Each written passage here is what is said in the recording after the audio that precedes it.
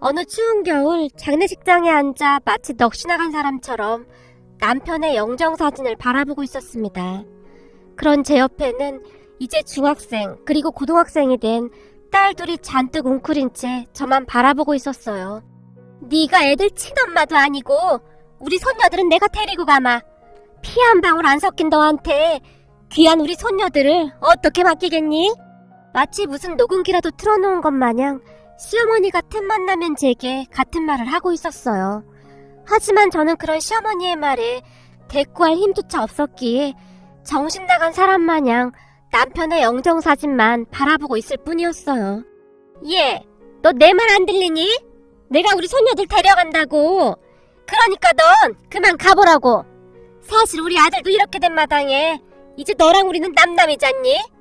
제가 아무런 대꾸도 하지 않자 시어머니가 제 팔을 툭툭 밀치며 말했어요. 하지 마세요.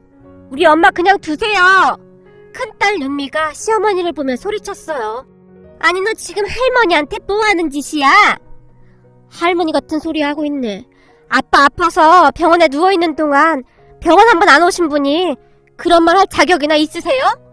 우린 엄마랑 살 거니까 할머니나 당장 나가세요. 아니 근데 이게 보자 하니까 버르장머리 없게 뭐하는 짓이야? 시어머니의 카랑카랑한 목소리가 장례식장을 가득 메웠습니다. 그 순간 남편의 시누이들이 우리에게 득달같이 달려왔는데요. 엄마! 왜 그래? 무슨 일이야? 큰 시누이가 잔뜩 경계하며 우리 딸과 시어머니를 번갈아가며 바라봤어요. 아니 애들 교육을 어떻게 시켰길래 애들이 이 모양인지 모르겠다. 아주 둘 다 싸가지가 없어. 시어머니가 혀까지 차며 딸들을 노려봤습니다. 엄마, 뭘 더 바래. 계모 밑에서 자랐는데 당연한 거 아니겠어? 장례식 끝나면 우리가 데려가서 가정교육부터 철저히 시켜야겠네. 그러게 말이다. 아주 싹수가 놀았네 노래. 싸가지 없는 것들. 시어머니의 입에서 막말이 쏟아져 나왔습니다. 그런데 그 순간 시댁가족들 등 뒤에서 큰 목소리가 들려왔어요. 이놈의 집구석은 변한 게 하나도 없네. 아들이 절이 됐는데 하는 짓거리가 아주 눈뜨고 봐줄 수가 없구만. 뭐야? 당신 누구야? 큰 시누이가 목소리를 높이며 뒤를 돌았는데요. 어머, 벌써 내 목소리를 잊으신 거예요? 우리가 어떤 사이인데 벌써 저를 잊으시면 섭섭하죠. 여자의 목소리는 카랑카랑하다 못해 가시가 잔뜩 박혀 있었다고 해도 과언이 아니었어요. 아니, 넌 그 싹통바가지 아니야? 여자를 보며 놀라긴 놀랐던지 큰 시누이가 뒷걸음질을 쳤어요. 이제야 기억이 나는가 봅니다. 제가 잠깐 뒤에서 들어보니 형님 성격도 여전하시네요. 그리고 하나도 안 변하셨네요. 말도 안 되는 억지 부려서 사람 내쫓는 그 버릇까지 말이에요. 방금 들어온 여자가 큰 시누이를 마음껏 비웃고 있었어요. 그런 여자를 보며 시어머니의 얼굴이 새파랗게 질려 있었어요. 아니 여기가 어디라고? 네가 여길 들어와! 시어머니의 목소리가 쩌렁쩌렁하게 울렸고 장례식장은 순식간에 난장판이 되었습니다. 여기저기서 수근거리는 소리가 들리고 난리도 아니었거든요. 내가 저 사람 전처이자 우리 딸들을 낳은 생모인데 그래도 전남편 가는 길에 인사나 하는 게 맞는 거 아니겠습니까? 거기다 전남편이 세상 떠나서 우리 딸들도 낙동강 오래할 신세가 됐잖아요. 근데 생모인 제가 어떻게 모른 척을 해요? 우리 딸들의 생모라고 말하던 여자는 굉장히 화려한 그런 사람이었어요. 우선 키도 많이 큰 편이었고 누가 봐도 예쁘다 할 정도로 눈에 띄는 그런 얼굴형이었으니까요. 썩 나가지 못해? 재수없게 네가 여기가 어디라고 와? 시어머니가 남편의 전처를 끌어내려고 했어요. 이 손 놓으시죠? 전 남편 장례식장에 오는 것도 무슨 문제가 되나요? 자꾸 이런 식으로 하시면 저도 가만히 안 있을 겁니다. 생모의 목소리에는 살기가 가득해 보였어요. 그리고 그런 전처의 말에 시댁가족들이 뒷걸음질을 쳤는데요. 아마도 다들 딸들의 생모를 두려워하고 있는 듯해 보였어요. 생모가 남편의 영정사진 밑에 국화 한 송이를 조용히 올려놓고 잠시 머리를 숙이는 듯 했는데요. 윤비 윤정이가 아주 잘 컸네. 생모가 저를 보며 중얼거렸어요. 하지만 우리 딸들은 생모를 보며 더욱 얼음이 되고 말았는데요. 엄마, 작은 딸이 두려운 듯 제게 매달렸어요. 괜찮아. 엄마 여기 있잖아. 그제서야 정신이 돌아온 제가 급히 딸들을 끌어안았습니다. 우리 딸들은 앞으로도 제가 키울 겁니다. 생모를 보며 제가 단호하게 말했어요. 그거야 당신이 하는 거 봐서 결정할 문제고. 근데 이런 나약한 사람한테 우리 딸들을 어떻게 맡겨? 내가 볼 땐 지금 완전히 넋이 나간 것 같은데? 생모가 저를 노려보다시피 했어요. 그건 내가 알아서 합니다. 그러니까 상관하지 마세요. 딸들을 양쪽 팔로 끌어안으며 제가 생모를 노려봤습니다. 그런 제 모습을 생모가 한참 동안을 바라보다가는 뒤쪽에 가서 자리를 잡고 앉았어요. 야! 문상 끝났으면 그만 가야지. 거기 앉길 왜 앉아? 넌 참 양심도 없다. 시어머니가 생모에게 삿대질까지 하며 소리쳤어요. 가든 말든 제 마음이니까 상관하지 마세요. 저 지금 진짜 배고파서 밥 먹어야 하거든요? 뭐? 밥을 먹어? 이런 싹퉁바가지를 봤나? 넌 지금 목구멍으로 밥이 넘어가냐? 아무튼 넌 볼 때마다 재수가 없어. 어디서 이런 재수 온 붙은 걸 데리고 와서는. 시어머니란 사람도 참 대단했는데요. 주변에 누가 있던 말던, 그리고 아들의 장례식장이었음에도 불구하고 상관조차 하지 않고 시어머니가 소리를 질러댔어요. 아 진짜 밥 좀 먹겠다는데 뭔 상관이야. 딸들의 생모가 들고 있던 플라스틱 숟가락을 내동댕이 쳐버렸어요. 아이고 이런 꼴통 같은 게 또 시작이구나. 생모의 행동에 얼굴이 창백해질 대로 창백해진 시어머니가 뒷걸음질을 쳤어요. 하지만 생모의 기가 워낙 셌던지라 시댁 가족들조차 감히 가까이 가지 못한 채 멀리서 노려만 보고 있었어요. 남편의 장례식장에서 뭐하는 짓들인지 도무지 이해가 되질 않았습니다. 그 와중에도 우리 딸들은 엄마, 우리는 엄마랑 살 거야. 난 저 아줌마 절대 안 따라갈 거야. 라며 잔뜩 경계를 하고 있었습니다. 그 모습을 보면서 먼저 세상을 떠나버린 남편이 그립고 원망스러워서 하염없이 눈물만 쏟아졌어요. 우리 남편과 저는 정말 우연히 만나게 되었습니다. 저는 첫 결혼을 하고 2년쯤 살다가 남편의 주사로 인해 집을 나오다시피 하면서 이혼을 했습니다. 그렇게 먹고 살 길을 찾다 보니 할 수 있는 일이 많지 않았어요. 그래서 여기저기 식당 일부터 안 해본 일이 없을 정도였습니다. 그러다가 친정엄마의 도움으로 작은 반찬 가게를 차리게 되었어요. 음식 만드는 일은 자신 있었으니까요.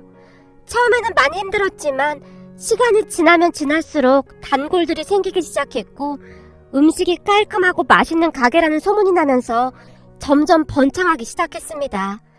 물론 그렇다고 해서 돈을 막 벌거나 그런 것은 아니었어요. 다만 가게를 오픈할 때 친정엄마가 빌려주신 돈도 금방 다 갚을 수 있었고 어디다 손 벌리지 않을 만큼은 벌고 있었어요. 남편은 그 반찬 가게에 자주 오던 손님이었습니다. 딸 둘을 홀로 키우고 있다던 남편은 거의 매일같이 반찬을 사러 왔거든요. 우리 딸들 입맛이 엄청 까다로운데 사장님이 만든 반찬은 참 맛있게 먹네요. 덕분에 제가 한결 수월해졌습니다. 혼자 딸을 둘이나 키우시기 힘드실 텐데 정말 대단하세요. 제가 남편을 안쓰러운 듯 바라봤어요. 어쩌겠습니까? 집사람이 저랑 더 이상 못 살겠다고 나가버린걸요. 아니 사장님 같은 분이 어딨다고 그러셨을까요? 저 같았으면 얻고 다녔겠구만. 제 전 남편은 허구한 날 술만 퍼마셨거든요. 순간 저도 모르게 그 말이 새어나오고 말았어요. 죄송해요. 저도 모르게 그만. 제가 당황한 채 남편을 바라봤어요.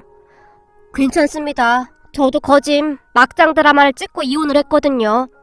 네? 그게 무슨 말씀이세요? 사실 전처랑 우리 큰누나랑 머리끄댕이를 잡고 난리도 아니었거든요. 전처가 우리 어머니 얼굴에 김치까지 집어던지고 그날 바로 집을 나갔거든요. 거기다 장모님까지 본가에 쫓아가서 다 뒤집어 엎고 막장도 그런 막장이 없었죠. 전처가 집을 나가기 전에 진작 본가 사람들하고 연을 끊고 살았어야 했는데 다 제가 부족해서 생긴 일 아니겠습니까? 남편의 입에서 긴 한숨이 새어나왔습니다. 남편의 말에 의하면 전처의 성격이 아주 어마어마했다고 하는데요. 그렇다고 해서 그렇게 나쁜 사람은 아니라고 했어요. 다만 시댁 가족들이 하도 못살게 구니까 뒤집어 엎고 나갔다는 말만 할 뿐이었어요. 사실 전처가 고등학교 졸업할 때까지 운동만 했었는데 대학 진학이 실패하고 나서 조그만 회사에 취업해서 저랑 결혼 전까지 그곳에서 일을 했었거든요. 그런데 그걸 가지고 본가 가족들이 그렇게 무시를 했거든요. 결국 못 견디고 나가더라고요. 본가 가족들과 처가 가족들이 하루가 멀다 하고 다퉜으니까요. 전 저도 힘들었겠죠. 다 제가 못나서 그런 거 아니겠습니까? 그때 당시 남편의 얼굴에 먹구름이 가득해 보였습니다. 그렇게 남편과 저는 살아온 인생 이야기를 하면서 가까워졌습니다. 거기다 가끔 딸들을 데리고 우리 가게에 오곤 했었는데 딸들도 저를 참 잘 따랐어요. 그러다가 점점 더 가까워져 갔고 어느 순간 재혼 이야기까지 나오게 되었어요. 하지만 남편이 많이 망설였는데요. 남편의 말에 따르면 시댁 가족들이 거의 막장급 사람들이라며 혹시나 제가 상처받지는 않을까 걱정하는 모습이었어요. 전처도 견디다 결국 못 참고 나갔는데 혹시나 당신한테도 그럴까봐 걱정돼서 그래. 그럼 당신이 우리 딸들하고 날 지켜주면 되겠네. 제가 남편을 위로해줬고 얼마 뒤 우리는 재혼을 했습니다. 남편의 말대로 시댁 가족들은 정말이지 어마어마했어요. 수시로 들이닥쳐서 온 집안을 쑤시고 다니는 것은 아무것도 아니었고 아무 때나 돈을 요구해왔으니까요. 우리 아들이 쎄 빠지게 일해서 번 돈으로 넌 아주 편하게 사는구나. 어느 날 시어머니가 집으로 쳐들어와서 쑥대밭을 만들기 시작했습니다. 그 모습을 보며 제가 급히 남편에게 전화를 했어요. 알았어, 내가 금방 갈게. 남편이 급히 전화를 끊었는데요. 그런데 알고 봤더니 남편이 경찰서에 먼저 신고를 했더라고요. 결국 시어머니와 시누이들은 경찰에 끌려나갔습니다. 그 뒤 그러한 일이 몇 번 더 있긴 했지만 남편은 어김없이 경찰서에 신고를 해버렸습니다. 그러한 일이 반복되자 시댁 가족들도 우리 눈치를 보기 시작했어요. 여보, 그래도 가족을 신고하는 건 너무 심한 거 아니야? 그렇게 하지 않으면 당신한테 더한 짓도 할 사람들이야. 나라고 이러고 싶겠어? 안 당해본 사람은 절대 몰라. 놀라서부턴 제게 남편은 정색까지 하면서 단호하게 말했어요. 그동안 시댁 가족들이 무슨 짓을 한 것인지 상상이 될 정도였으니까요. 경찰에 신고를 하고부터 시댁 가족들은 한동안 조용해졌습니다. 그렇게 시댁과 인연을 끊은 채 몇 년이란 시간이 지나갔습니다. 그러던 어느 날부터 남편이 아프기 시작하더니 병원에서는 암이라고 했습니다. 우리 가족에게는 정말이지 청천벽력 같은 일이었는데요. 온 가족이 끌어안고 얼마나 울었는지 모르겠습니다. 남편의 병을 치료하기 위해 정말 많은 노력을 했지만 남편은 허망하게 세상을 떠났습니다. 그런데 제가 기가 막혔던 것이 말이죠. 남편이 세상을 떠나자마자 시댁 가족들이 득달같이 쫓아왔어요. 어차피 넌 우리 손녀들이랑 피 한 방울 섞이지 않았잖니? 조용히 짐 싸서 나가거라. 앞으로 손녀들은 내가 돌볼 테니까. 시어머니가 장례식장에 들어서자마자 제게 소리쳤어요. 그게 무슨 말씀이세요? 그이랑 저 법적으로 부부입니다. 제가 우리 딸들 엄마예요. 근데 엄마가 딸들을 두고 어딜 갑니까? 웃기는 소리하고 자빠졌네. 까놓고 네가 난 자식들도 아닌데 너한테 모성애가 있는 것도 아니고 돈 때문에 그러는 거 아니냐?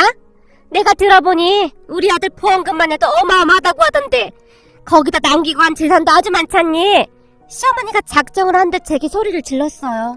사실 남편이 꽤 괜찮은 회사를 다녔었고 여기저기 투자를 많이 했던지라 돈을 많이 모으긴 했었거든요. 시댁 가족들은 그 돈을 빼앗아가기 위해 혈안이 되어 있었던 거고요. 전 모르는 일입니다. 암튼 제가 우리 딸들 엄마니까 다시는 그런 말 하지 마세요.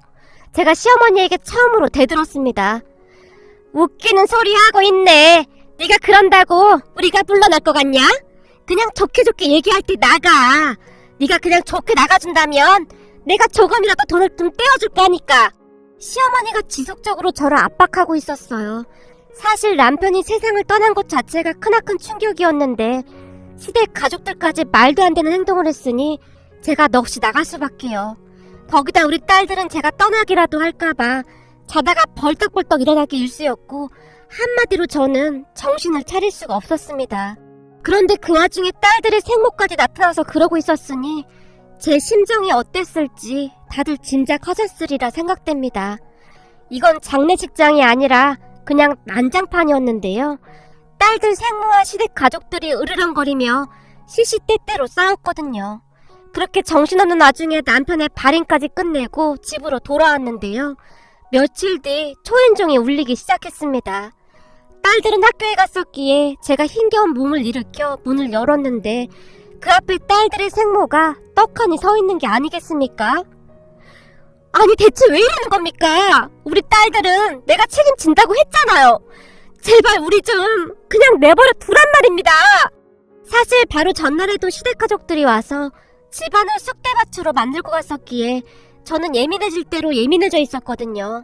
미안합니다. 근데 계속 이러고 있으면 앞으로 어떻게 하려고 그래요? 시댁 식구들은 지금 막무가내로 저 난리를 치고 있는데 생모가 답답하다는 듯이 저를 바라봤어요. 그쪽이 무슨 상관이죠? 그래서 그쪽이 우리 딸들을 다 데려가시겠다. 왜요? 돈이 필요해서 그런 겁니까? 얼마면 되는데요? 얼마면 우리 딸들하고 저랑 그냥 둘 거냐고요? 제발 우리 좀 그냥 내버려 두란 말입니다. 갑자기 서름이 복받쳐 올라와서 저도 모르게 주저앉아 눈물을 흘렸습니다. 하지만 딸들의 생모는 눈 하나 깜빡하지 않았는데요. 이거 죽이에요. 들어보니 호박죽을 좋아한다고 하더라고요. 오는 길에 사왔습니다. 따뜻할 때 먹어요. 그리고 그 인간들 앞에서는 절대 이런 모습 보이면 안 돼요. 그쪽이 이러고 있는 거 알면 거머리처럼 달라들어서 더 힘들게 할 거란 말이에요. 그러니까 빨리 일어나야 해요. 생모가 제게 숟가락까지 쥐어주며 호박죽을 먹으라고 했어요. 됐다니까! 됐으니까 제발 우리 좀 그냥 내버려 두라고! 당신도 돈 때문에 이러는 거잖아! 그이가 남겨준 돈 다 줄 테니까 제발 우리 좀 그냥 내버려 둬요! 제가 들고 있던 숟가락을 던져버렸어요. 그런 저를 보던 생모가 제게 큰 목소리로 단호하게 소리쳤습니다. 정신 차려요. 그 돈이 어떤 돈인데 그냥 준다는 말을 하는 겁니까? 당신 남편 보험금이잖아요. 그 돈을 주긴 왜 줍니까? 그러면 당신 딸들은 어떻게 키울 건데? 사랑만 있으면 딸들이 그냥 크는 줄 알아요? 당신 딸들은 당신만 바라보고 있잖아요. 근데 엄마가 이러면 안 되는 거잖아요. 당신은 엄마잖아요. 그 순간 생모의 눈에 눈물이 고여 있었어요. 그게 무슨 말이에요? 생모의 말에 제가 어리둥절한 채 생모를 바라봤어요. 잘 들어요. 그 거머리들은 웬만해선 잘 떨어져 나가지 않을 겁니다. 당신이 가지고 있는 돈 다 털어갈 때까지 꿈쩍도 안 할 거라고요. 그러니까 정신 바짝 차려요. 알겠어요? 그리고 내가 당신 딸들을 데려가긴 왜 데려갑니까? 엄마가 이렇게 딱 버티고 있는데. 생모가 뒤를 돌아 눈물을 닦고 있었어요. 그게 무슨 말이에요? 그럼 왜 자꾸 우리 집에 찾아오는 겁니까? 당신이 장례식장에 찾아온 뒤로 우리 딸들이 얼마나 불안해하고 있는지 알아요? 그러니까 당신이 빨리 정신을 차리란 말입니다. 그래야 저도 안심하고 안 찾아오죠. 저라고 지금 마음이 편하겠어요? 내가 낳은 자식들 두고 나간 나쁜 엄마인데 딸들 얼굴 볼 때마다 얼마나 힘든 줄 알기나 해요? 제발 정신 좀 차려요. 당신 엄마잖아요. 독하디 독하게만 보였던 생모의 눈에서 눈물이 비오듯이 쏟아지고 있었어요. 한참 동안 눈물을 흘리던 생모가 다시 입을 열었는데요. 잘 들어요. 저는 당신 돈에 관심 하나도 없어요. 그리고 당신 딸들을 데려갈 생각은 더더군다나 없고요. 지금 하는 일만 다 해결되면 조용히 떠나갈 겁니다. 당신은 윤미, 윤정의 엄마예요. 그러니까 좀 더 강해지란 말입니다. 그 인간들한테 절대 한 푼도 빼앗기면 안 된단 말이에요. 생모가 잔뜩 힘까지 주며 말을 하고 있었는데 저는 도무지 무슨 말을 하는지 이해할 수가 없었어요. 그동안 그 인간들이 이 집에 와서 계속 난장판을 피웠었죠? 네, 그렇죠 뭐. 거의 맨날 찾아와서 돈 내놓으라고 난리예요. 휴대폰으로 전화도 계속 왔었죠? 네, 전화야 뭐 수시로 해대니까요. 제가 풀이 잔뜩 죽은 채 대답했어요. 휴대폰 잠깐만 줘봐요. 생모가 제 휴대폰을 받아들고는 뭔가를 찾는 듯 했어요. 그리고는 잠시 후에 여기 봐요. 그동안 통화 내용이 다 녹음되어 있거든요. 이 휴대폰 통화하고 나면 자동 녹음되게 되어 있어요. 생모가 제게 녹음되어 있는 통화 내용을 보여줬어요. 네? 그게 무슨 말이에요? 미안해요. 내가 자세히 설명을 해야 하는데 딸들이 올까봐 마음이 급해서요. 딸들이 날 보면 더 불안해하잖아요. 생모가 휴대폰을 만지작거리며 말했어요. 그러니까 그쪽 휴대폰에 그동안 통화 내역이 다 녹음되어 있다고요. 시어머니랑 시누이들이 협박한 모든 것들이 다 녹음되어 있다 이 말이에요. 그리고 이 모든 녹음된 내용이 결정적인 증거자료가 될 수 있단 말이에요. 네? 증거자료요? 제가 놀란 채 생모를 바라봤어요. 윤미, 윤정이 엄마, 세상은 그렇게 만만하지가 않아요. 사랑만으로 딸들을 지킬 수 없다 그 말이에요. 그 인간들이 다시는 찾아오지 못하게 해야 한단 말이에요. 저는 그걸 도와주러 온 거고요. 사실 애들 아빠가 몇 달 전에 저를 찾아왔었어요. 우리 남편이요? 그동안 한 번도 연락이 없던 사람이 갑자기 찾아와서는 암에 걸렸다고 시간이 얼마 남지 않은 것 같다면서 저를 붙잡고 그렇게 울더라고요. 아, 저를 붙잡고 운 건 다른 뜻이 있는 게 아니라 딸들이랑 그쪽이 걱정돼서 그런 거니까 오해는 하지 마세요. 그때 생모가 믿을 수 없는 말들을 하기 시작했습니다. 만약 자기가 잘못되면 가족들을 좀 도와달라고요. 애들 엄마 좋은 사람이라 아마도 애들을 끝까지 돌봐줄 거다. 그러면서 제가 애원하다시피 했어요. 가족들을 지켜줄 사람은 저밖에 없다고요. 아마도 몇 달 전에 당신 남편이 휴대폰을 새로 사줬을 거예요. 휴대폰 사주면서 통화 내용이 자동 녹음되게 설정해 놓는다고 했거든요. 당신 남편은 이미 이런 사태가 일어날지 다 알고 있었던 거예요. 근데 저한테 왜 그런 말을 안 한 거죠? 제가 놀란 채 입을 딱 벌리고 말았어요.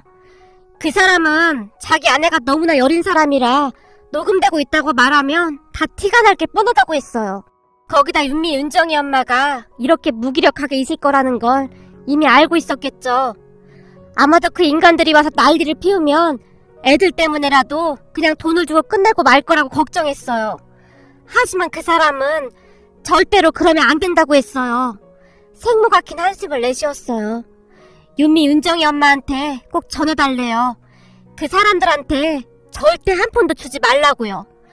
딸들 대학 가고 나면 남는 돈으로 남은 여생 잘 살라고 전해달라고 했어요. 평생 잘해주고 싶었는데 정말 미안하다는 말도 전해달라고 했어요. 생모의 말을 들으며 제가 눈물을 뚝뚝 흘렸는데요. 그러니까 이제 그만 울고 딸들 지켜야죠. 당신만 바라보고 있는 당신 딸들 지켜야 하잖아요. 생모는 말하는 내내 윤미, 윤정이 엄마라는 단어를 강조해서 말했어요.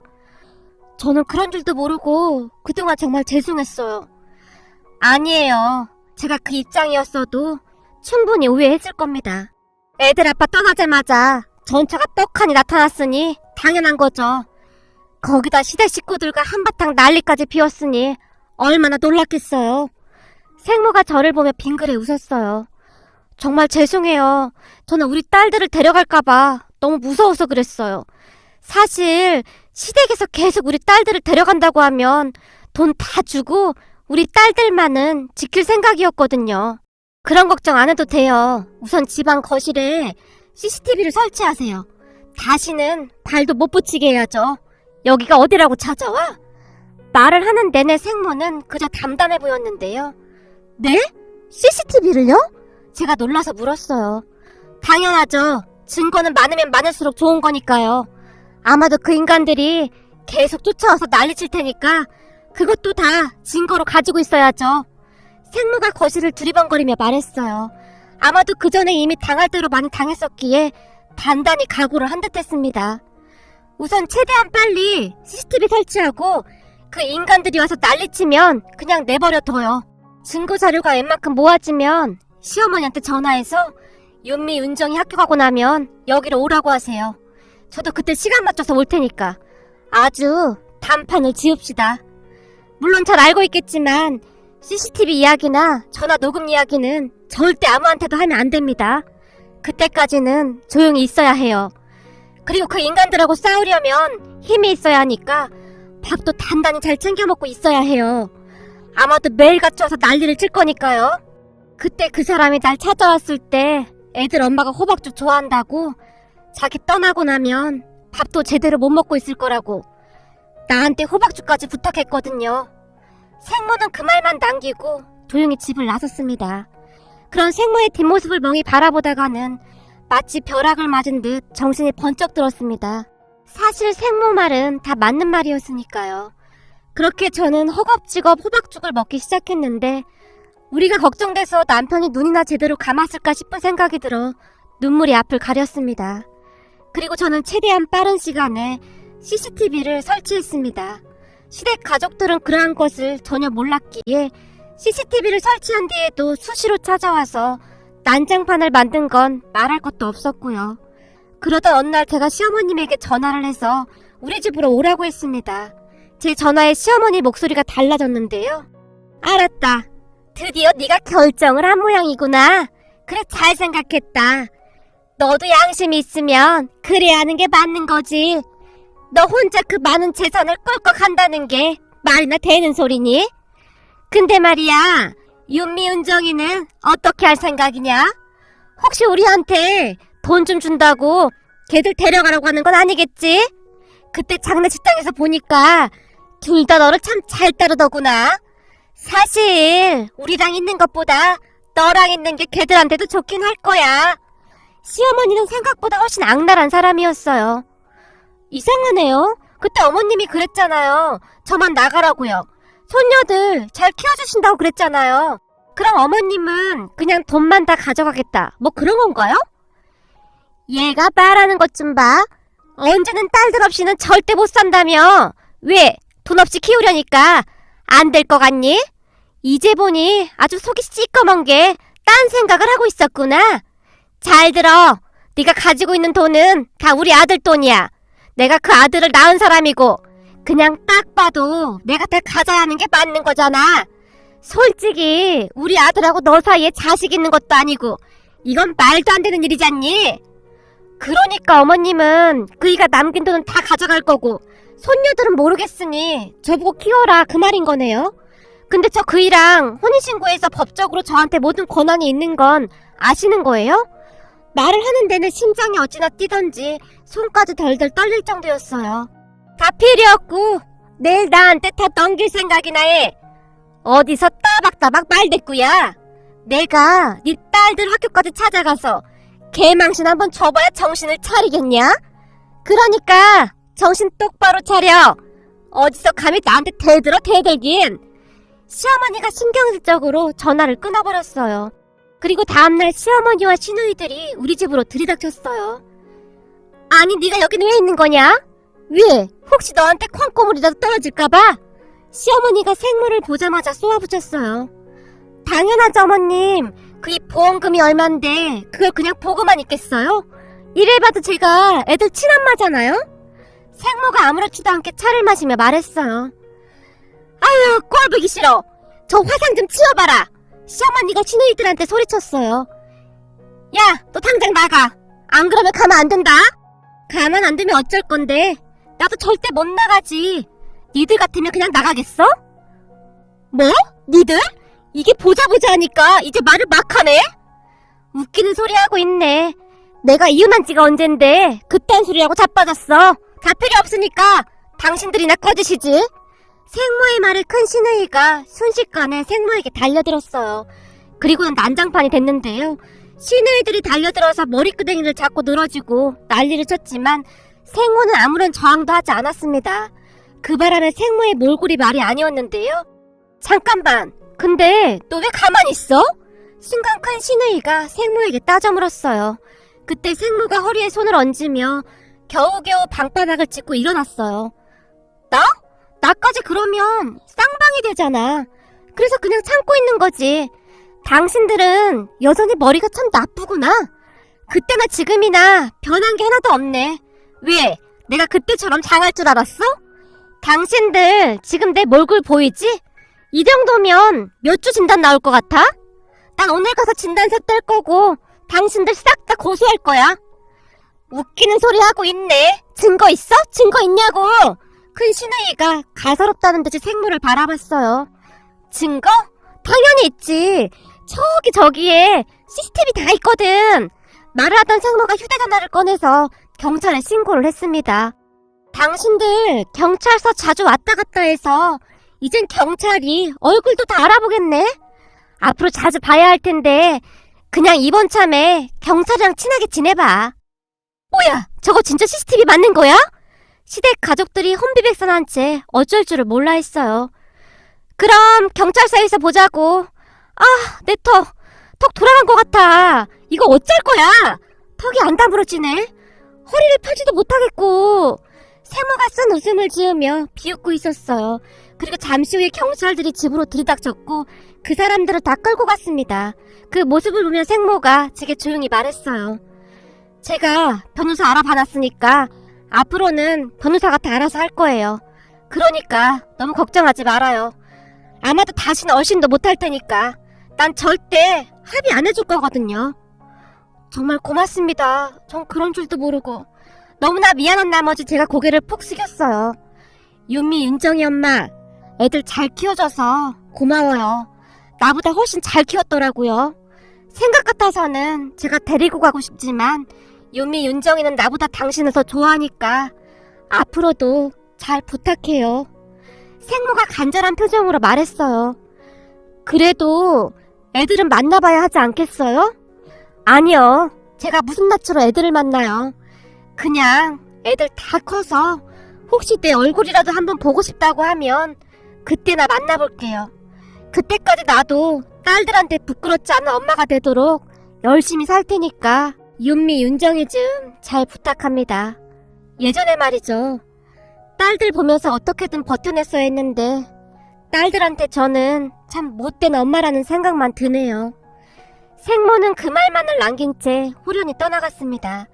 그리고 그 뒤 생모로부터 고소를 당한 시댁 가족들은 혼비백산했는데요. 증거가 차고 넘쳤고 생모가 합의를 해주지 않아서 난리가 난 모양이었어요. 그때 당시 제일 심하게 했던 큰 시누이가 감옥에 가게 되었다는데요. 들리는 말에 의하면 공갈 협박에 그 당시 2인 이상이 생모 한 명에게 달려들어 위력을 행사한 특수한 뭐라고 했는데요. 합의를 해줘야만 형량을 조금이나마 낮출 수 있다고 했거든요. 그것 때문에 시댁 가족들이 생모에게 울며 불며 합의해달라고 애원했다고 합니다. 하지만 생모는 끝까지 합의를 거부했습니다. 아마도 딸들 생모도 그동안 쌓인 게 정말 많았겠죠. 딸들을 두고 나갈 정도로 힘들게 했다는데 말 다 한 거죠. 그 모습을 보며 남편이 왜 그렇게까지 했는지 그 마음을 알겠더라고요. 오죽했으면 죽음 앞에서조차 그런 생각을 했겠습니까? 남편의 마음이 고스란히 느껴져서 마음이 아려왔어요. 그 뒤 우리 가족은 큰 문제 없이 잘 살고 있습니다. 다행히 딸들은 잘 자라고 있습니다. 거기다 공부도 꽤 잘해서 얼마나 뿌듯한지 모르겠습니다. 어떤 사람들은 저를 보며 생모도 아닌데 왜 그렇게 유난을 떠냐고 하지만 꼭 배 아파서 낳아야만 내 자식인가요? 내 품에서 애지중지 키운 내 딸들인걸요. 제 딸들이 제게서 절대 떨어지지 않으려고 하는 것처럼 저 또한 우리 딸들이 없으면 절대 살아갈 수가 없습니다. 우리 딸들에게 받는 사랑이 얼마나 많은데요. 오늘도 저는 우리 딸들이 좋아하는 떡볶이를 만들어 놓고 기다려야겠습니다. 우리 딸들이 먹는 모습만 봐도 그저 행복하니까요.